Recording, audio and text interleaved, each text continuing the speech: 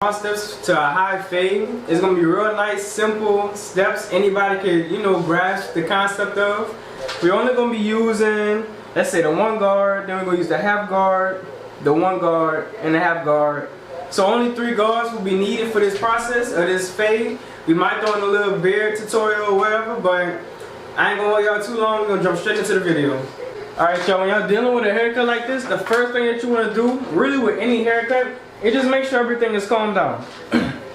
Make sure everything is combed out so all the hair is lifted up off the scalp. Even if you're combing it with the grain is going forward like this. Well, with the grain is where the hair naturally tries to go. Against the grain is combing the hair in the opposite way. Against the grain is basically the opposite way of where the hair is trying to grow. Against the grain puts the hair up. With the grain puts the hair back down. But with a comb is different from the brush. A comb is designed, even with the grain, to lift the hair up off of the scalp. So that's what we're going to do. So whenever we cut his hair down, what we're about to do, we're going to use a one guard to cut his hair down to get everything all even, to set a nice foundation so it can complete this cut. Alright, so you can either start off with 2 different types of clippers. I got these. It don't have to be the specific brands, but I got the Wall Seniors, and I got these Babeless right here. Babeless. These are more so for beginners, for real.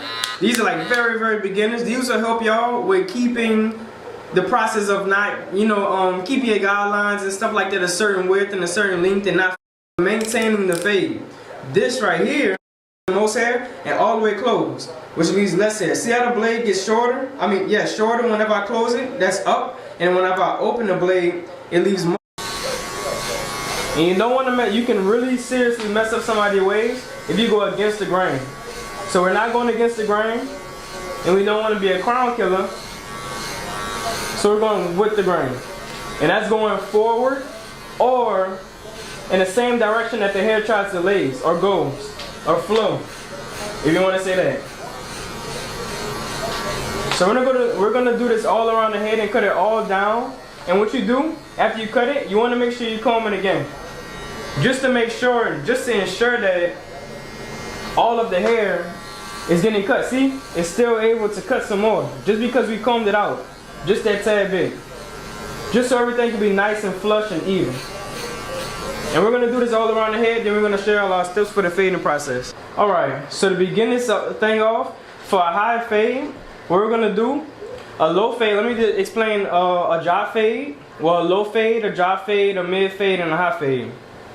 A drop fade, you will still want to keep the C-cup area right here. Right here. This first guideline is always the hardest line to take out for every barber in the world. So to ensure that it's not too hard for us